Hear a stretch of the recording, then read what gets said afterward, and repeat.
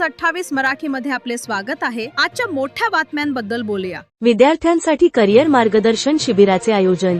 खानापूर आटपाडी विसापूर मतदारसंघातील विद्यार्थ्यांना करिअरच्या योग्य दिशा मिळाव्यात, स्पर्धेच्या युगात आत्मविश्वासाने पुढे जाता यावे आणि विविध क्षेत्रांतील संधींची माहिती व्हावी, या उद्देशाने आमदार सुहास भैया बाबर यांच्या संकल्पनेतून करिअर मार्गदर्शन शिबिराचे आयोजन करण्यात आले। या शिबिरात खानापूर तालुक्याचे तहसीलदार योगेश्वर टोंपे यांनी विद्यार्थ्यांना मोलाचे मार्गदर्शन करत यशाचा मंत्र दिला। खानापूर तालुक्यात आयोजित करण्यात आलेल्या या करिअर मार्गदर्शन शिबिराला विद्यार्थ्यांचा उत्स्फूर्त प्रतिसाद लाभला। उच्च शिक्षण, स्पर्धा परीक्षा, शासकीय सेवा, तांत्रिक शिक्षण तसेच रोजगाराच्या विविध संधींबाबत विद्यार्थ्यांना सविस्तर माहिती देण्यात आली। यावेळी तहसीलदार योगेश्वर टोंपे यांनी विद्यार्थ्यांना आपल्या ध्येयाबाबत स्पष्टता ठेवून सातत्यपूर्ण परिश्रम करण्याचे आवाहन केले। स्पर्धेच्या युगात केवळ गुण नव्हे तर कौशल्य, आत्मविश्वास आणि सकारात्मक दृष्टिकोन यालाही तितकेच महत्त्व असल्याचे त्यांनी सांगितले। तर आमदार सुहास बाबर यांनी विद्यार्थ्यांशी संवाद साधताना ग्रामीण भागातील विद्यार्थ्यांनी कोणत्याही न्यूनगंडाशिवाय मोठी स्वप्ने पाहावीत आणि ती पूर्ण करण्यासाठी जिद्दीने प्रयत्न करावेत, असे आवाहन केले। विद्यार्थ्यांना दर्जेदार मार्गदर्शन उपलब्ध करून देणे ही काळाची गरज असल्याचे सांगत अशा उपक्रमांमधून विद्यार्थ्यांच्या उज्ज्वल भविष्यासाठी सातत्याने प्रयत्न करण्यात येणार असल्याचे त्यांनी स्पष्ट केले। करिअरच्या विविध वाटा आणि यशाचे मार्ग विद्यार्थ्यांसमोर उलगडून दाखवणारे हे शिबिर विद्यार्थ्यांसाठी प्रेरणादायी ठरले। यामुळे विद्यार्थ्यांमध्ये नव्या उत्साहासह आपल्या ध्येयपूर्तीसाठी अधिक जोमाने वाटचाल करण्याची प्रेरणा निर्माण झाल्याची भावना उपस्थित विद्यार्थ्यांनी व्यक्त केली। विद्यार्थ्यांच्या भविष्याला योग्य दिशा देणाऱ्या या करिअर मार्गदर्शन शिबिराचे सर्व स्तरातून स्वागत होत असून अशा उपक्रमांमुळे ग्रामीण भागातील विद्यार्थ्यांच्या स्वप्नांना नवी उभारी मिळणार आहे। इंडिया न्यूज 28 पुणे विभाग प्रमुख दिलीप गायकवाड। ते योग्य मार्गदर्शन जर मिळालं तर पुढचं पूर्ण आपलं आयुष्य खूप चांगलं जातं। बऱ्याच वेळा आम्ही बघत असतो की इंजिनिअरिंग, आता माझं इंजिनिअरिंग झालेलं आहे, तर इंजिनिअरिंग करत असताना किंवा केल्यानंतर सुद्धा बऱ्याच आमच्या बॅचचे विद्यार्थी म्हणतात की आपण या फील्डला कशासाठी आलोय, म्हणजे कोणीतरी आपल्याला सांगितलं म्हणून आपण आलोय, आपल्याला नंतर इंटरेस्ट येत नाही, म्हणजे 1-2 वर्ष 3 वर्ष केल्यानंतर असं वाटतं की आपण या फील्डसाठी बनलेलोच नाही।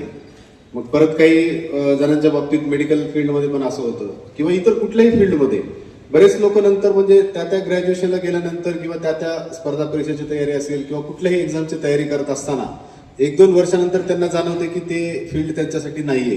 मग ते घरच्यांच्या फोर्ससाठी म्हणा किंवा अजून कोणी म्हणते म्हणून ते तयारी करत राहतात, पण पूर्ण 100% त्यामध्ये ते देत नाही, त्यामुळे त्यांना अपेक्षित यश सुद्धा मिळत नाही।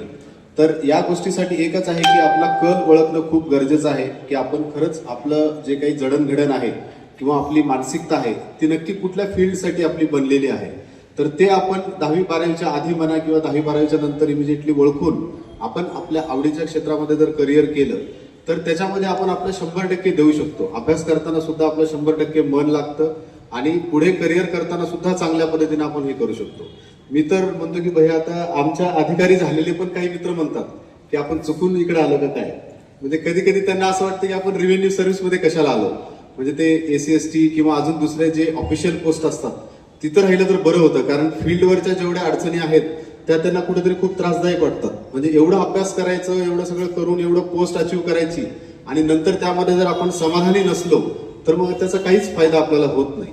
त्यामुळे तुम्ही विविध ज्या काही स्पर्धा परीक्षा असतील, आता मी तर स्पर्धा परीक्षेतून आलेलो आहे त्यामुळे त्याविषयीच फक्त सांगू शकतो। स्पर्धा परीक्षेमध्ये वेगवेगळे पोस्ट आहेत, तसेच तुमचे B.Com मधून पण वेगवेगळ्या बँकिंग क्षेत्रातल्या ऑपॉर्च्युनिटीज आहेत, परत इंजिनिअरिंग मध्ये आहेत, मेडिकलमध्ये आहेत, प्रत्येक क्षेत्रामध्ये तुम्हाला ऑपॉर्च्युनिटी आहेत, पण त्या ज्या क्षेत्राच्या मुलाखतीमध्ये सगळं सांगितलं की ती बेंगलोरमध्ये शिकली, तिला सगळ्या सुविधा मिळाल्या। आता अनेक मुलं असे आहेत किंवा मी माझंच उदाहरण सांगणार आहे, मी तसं आमदारांच्या कुटुंबात नाही, मला राजकीय पार्श्वभूमी खूप मोठी, शैक्षणिक कमी होती, पण 10वी झाल्यानंतर काय करायचं हे सांगायला कोण नव्हतं। मग ऐकलं कोणाचं? मित्रांचं, सायन्सला जाऊया, सगळे सायन्सला गेलो। पहिल्याच लेक्चरला मला कळलं की मला मॅथ्स येतच नाही, आता काय करायचं? कसा तरी अक्षरशः पटणार नाही, पाठ करून मॅथ्स पास झाला मी एकमेव कार्य करतो। 11वी पास झालो, 12वीला आल्याला पहिलं काय केलं तर मॅथ्स सोडून दिलं। 12वी पास झालो, आणि त्यावेळेला कळलं की माझे सगळे मित्र इंजिनिअरिंगला गेले. आता कुणाबरोबर जायचं? आणि मला त्या दिवशी कळलं की इंजिनिअरिंगला जायचं असेल तर 12वीला मॅथ्स असावं लागतं. तोपर्यंत मला माहीत नव्हतं. आणि मग आता करायचं काय? डॉक्टर व्हायची पात्रता अजिबात नव्हती. मग आता राहिलेले जो ॲव्हरेज मुलांचा जो आमचा ग्रुप होता, मार्क्समध्ये ॲव्हरेज मुलांचा, त्या सगळ्या मुलांनी निर्णय केला की BSc करूया. आणि मग आम्ही 3 वर्ष बळवंत कॉलेजला BSc केली.